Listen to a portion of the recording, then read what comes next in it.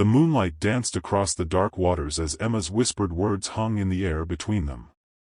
"I've never told anyone this before, but I'm terrified of dying alone." Her confession, so vulnerable and unexpected, made Jake's heart stop. How had they ended up here, stranded on a yacht in the middle of nowhere, the woman he'd spent years trying to impress now turning to him with tears in her eyes? 24 hours ago, she had been just his intimidating boss. Now, as the night wrapped around them like a blanket, everything was changing. If you're enjoying this story of unexpected connection and second chances, please hit that like button and subscribe to our channel for more emotional journeys that remind us how life's greatest storms often lead to the most beautiful beginnings. Jake Matthews checked his watch for the 5th time in 10 minutes, trying to ignore the knot in his stomach. The company retreat was supposed to be a networking opportunity, a chance to finally get noticed by the higher-ups at Meridian Publishing. Instead, he was running late, his 7-year-old daughter Lily's fever having broken only an hour ago. "Daddy, you can go now." "I'm feeling better," Lily said, her small voice still raspy as she clutched her favorite stuffed rabbit. Jake smoothed her dark curls away from her forehead. "You sure, Pumpkin? Mrs. Rodriguez is right next door if you need anything, and I've got my phone." "I know, Daddy. You've told me 100 times." She rolled her eyes with all the dramatic flair a second grader could muster. "Besides, I'm going to sleep forever. I'm super tired." He kissed her forehead, relieved it felt cool against his lips. "Not forever, just until morning. I'll be back before you know it." The truth was, Jake couldn't afford to miss this retreat. 3 years at Meridian, working his way up from assistant editor to senior editor, and he was finally in line for the promotion to editorial director.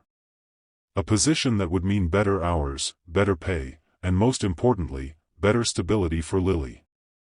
Since Sarah had died 4 years ago, he'd been juggling single parenthood and career ambitions with varying degrees of success. The marina was quiet when he arrived, most of the attendees already aboard the company's chartered yacht. Jake hurried down the dock, overnight bag slung over his shoulder, rehearsing his apology to Emma Winters, Meridian's notoriously demanding CEO. Emma had a reputation for being brilliant but cold, the ice queen of publishing, they called her behind her back. At 38, she'd transformed a struggling publishing house into one of the industry's most respected names.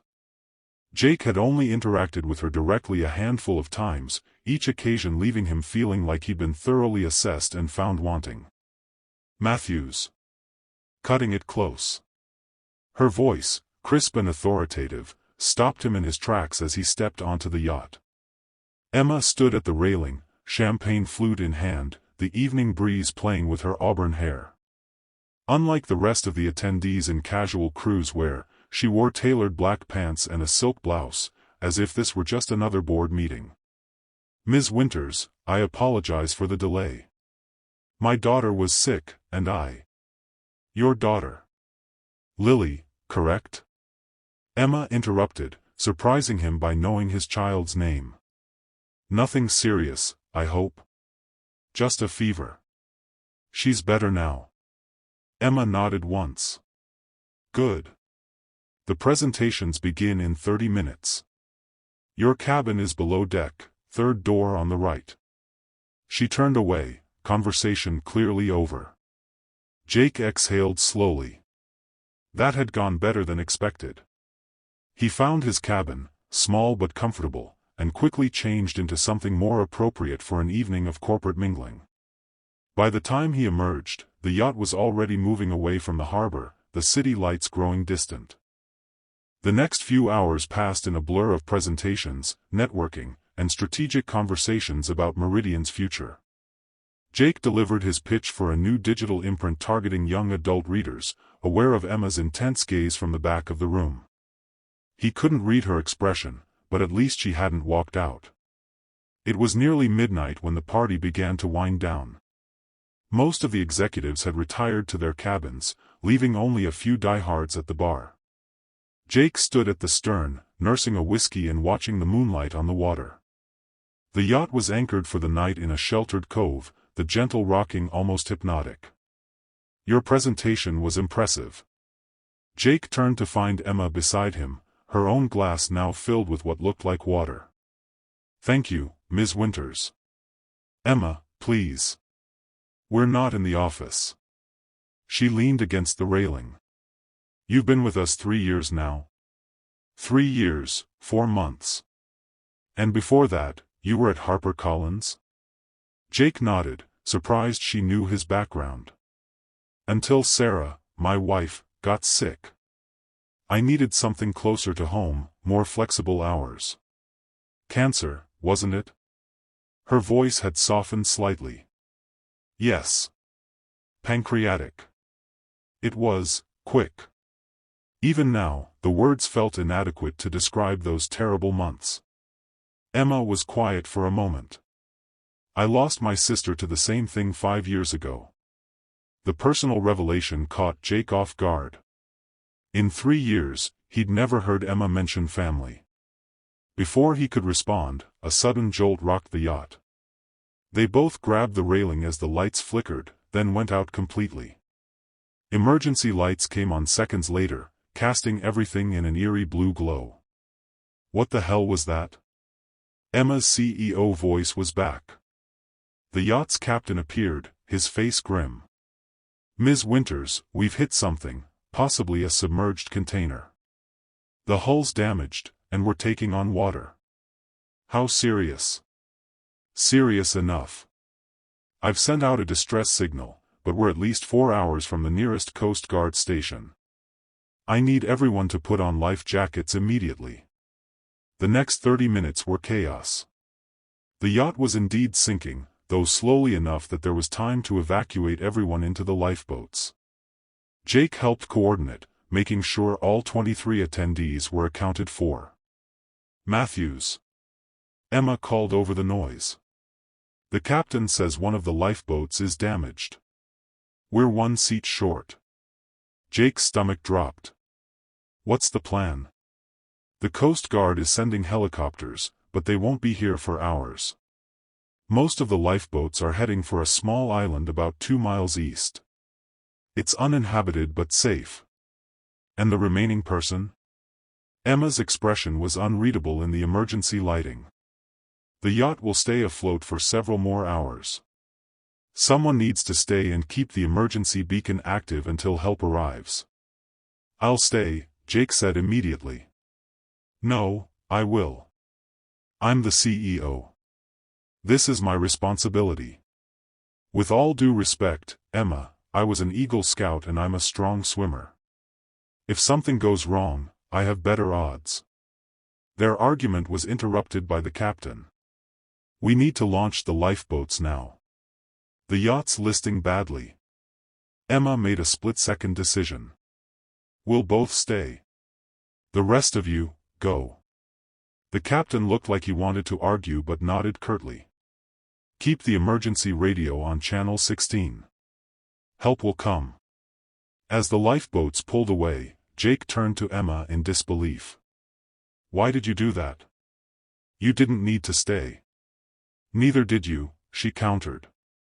You have a daughter waiting for you. Which is exactly why I couldn't let anyone else take the risk. Lily's already lost one parent. Emma's expression softened. That's admirable. But now we're both stuck here, so let's focus on staying alive, shall we? They moved to the highest deck as the yacht continued to sink, the lower levels already submerged. The emergency beacon blinked steadily, their lifeline to rescue. Jake had called Mrs. Rodriguez to check on Lily, relieved to hear she was still sleeping peacefully, unaware of her father's predicament. Hours passed. The yacht sank lower, the deck now just a few feet above the water line. They sat side by side, life jackets on, the emergency radio crackling occasionally with updates from the Coast Guard. Rescue was coming, but slowly. Tell me about Lily, Emma said suddenly, breaking the tense silence. Jake smiled despite their situation. She's amazing. Smart, stubborn, too perceptive for her own good. She wants to be a veterinarian and an astronaut, simultaneously, somehow. She sounds like you. God, I hope not. She deserves better than a workaholic with imposter syndrome. Emma laughed, the sound startling in its genuineness. Is that how you see yourself? On my better days. On the bad ones, I'm just a guy failing at everything. You're not failing, Jake. Your digital imprint proposal was brilliant. That's why I was watching you so closely today. I've had my eye on you for the editorial director position. Jake stared at her. You have? Why do you think I know so much about you? I do my homework on potential executives. The yacht groaned beneath them, shifting ominously.